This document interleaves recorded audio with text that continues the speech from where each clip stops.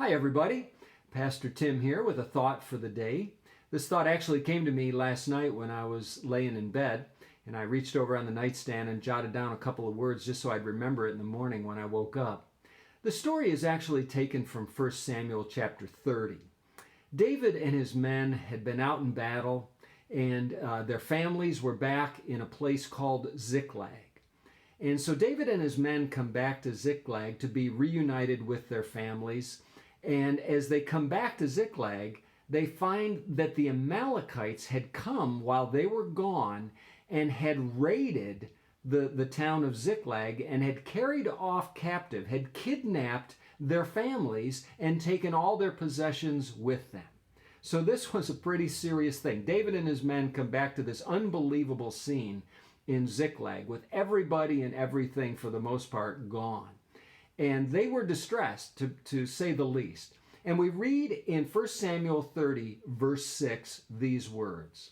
And David was greatly distressed, for the people spoke of stoning him, because the soul of all the people was grieved, every man for his sons and for his daughters. But David encouraged himself in the Lord. Think about this for a minute. Think about the men who were talking about stoning David. Think about these men who were talking literally about killing David.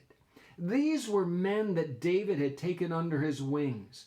They were men who were outcasts. They were distressed. They had gone through all sorts of things under King Saul, and they had come, and David had been like a father to them, and he had cared for them and raised them up and supported them, and they had done all these things together.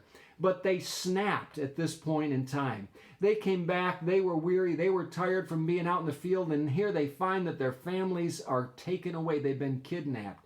And they talked about killing David. They talked about stoning him to death.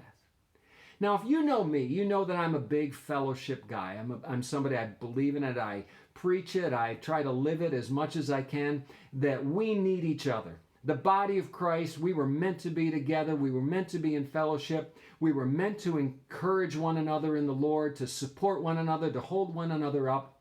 That's just who I am. I believe that's the heart of God for His church. But I'm here to say this. There may well come a time in your life when that support system is shaken.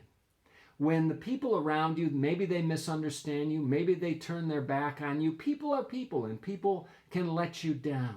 And that's where David was at this point in his life. The men that he had gone through so much with, and I understand, they were devastated by what had happened, but they spoke of killing David. And it says in that verse that David encouraged himself in the Lord.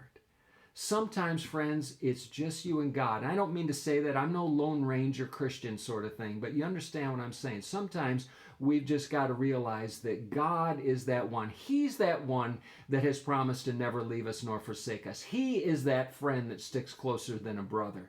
So I just want to encourage you with that. When you walk with God, you're never alone, even in the most difficult of circumstances. God bless.